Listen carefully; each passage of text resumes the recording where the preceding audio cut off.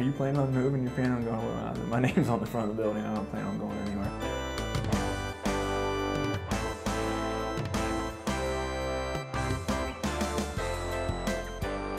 It's nice to have that small town atmosphere. You're not just, I've practiced in, in university settings where the person's just another number, and I wouldn't want to work in a practice where somebody's just a number. It's a good little community. We've been very open arms. I'm not from the area. The community has taken me in like I'm one of their own. It's actually, that's another good thing about rural practices.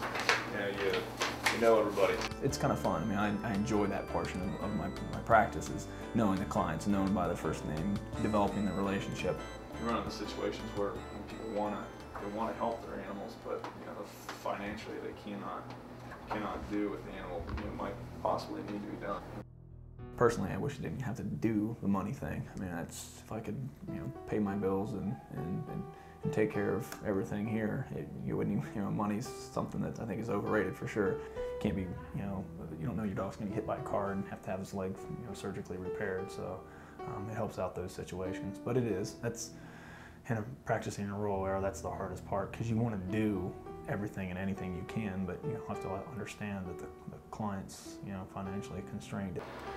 They claim that this job is recession-proof. Even in the worst times, people will still take care of their animals. People tend to view animals as very innocent and just like small children, so I think that they tend to take a lot better care of their animals, are more concerned about their animals than they are their own children at times, just because of the fact that the animals can't talk to them, and they do have that purity of innocence. I mean, animals are, they're unconditional love. The tough ones are the ones where the family members have been attached, and this dog's been a part of their lives for 18 years, and then we have to be present whenever the dog takes his last breath. It's pretty rough on the clients and pretty rough on pretty rough on me too sometimes. We do have to do a lot of euthanasias at times. Sometimes it's when you're doing it for the best for the animal, it's not quite as hard because you're ending their suffering. So it's not quite as bad whenever it's that type of scenario. It is hard. You feel the pain for the owners, but you do have to detach yourself from that, just probably like our human doctors do for us. I mean, we see so much. There are certain cases that you become a lot more emotionally tied to or emotionally involved in, but we see so much on a regular basis. If you got emotionally tied and involved with every case, you'd be a nervous wreck all the time. Try to provide the best care that you can at a reasonable price, I guess, is what we try to do, and that's what we try to do. We don't try to stay competitive with all the other veterinarians. We're not the most expensive, but we're not the cheapest.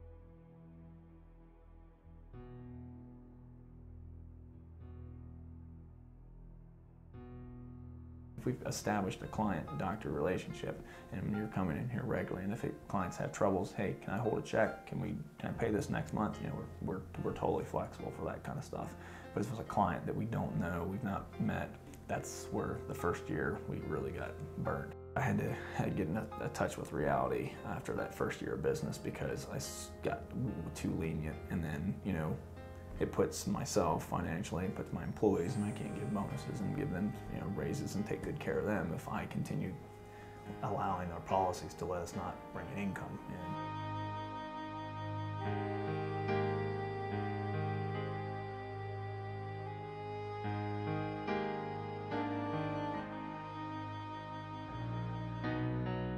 In the perfect world, everybody would do everything, for their animals, but it's understandable. People can't, out in the country, people can't afford. So, at least they're getting spayed and neutered. One cat and her offspring can make over 400,000 kittens and other cats, and one dog and her offspring can do 60,000. So spaying and neutering, is pretty important. With the cat population, there's so many feral cats. It's so hard to find as many cats as we have now. Homes, the Humane Society right now has hundreds of cats that they can't find homes for. It gets to be out of hand.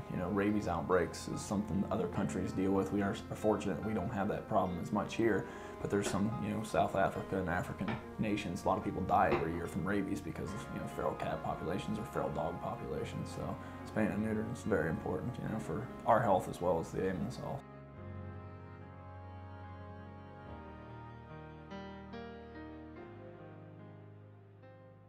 We do get a fair amount. I mean, on average, 2 to 3 a week is probably what we see as far as emergency calls. And you know, sometimes the vets and linemen don't answer their phones, so we get some calls because of the fact that they don't answer their phone. If you're too uptight in this business and too serious, it would be emotionally draining. That's for sure. It already is. So you gotta kind of separate yourself, and you gotta have a good time no matter what you're doing. You know, work's work. We all have to go to work.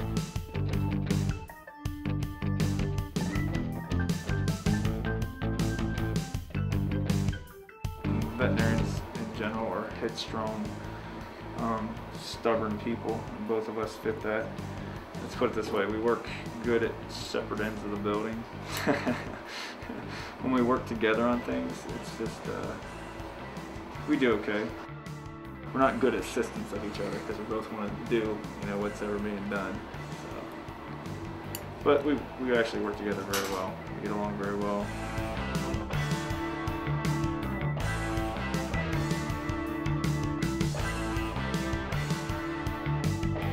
Leroy's our little beagle that he got attacked by a raccoon. You can see he does not have a nose. Leroy, down. Hey, down. Down. Hey.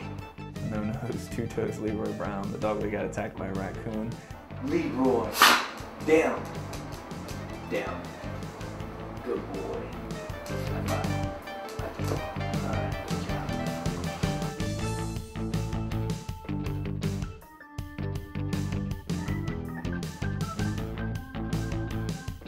Your heart's got to be in it. That's what I always thought with anything, is your heart's got to be in it. And, you know, small animals is what I enjoy. Not saying I don't enjoy large animal medicine, but I tell everybody I get bitten, scratched enough by dogs and cats. So if I got out there by the horse or cow, I'd probably be killed by now. So I got the scars to prove it.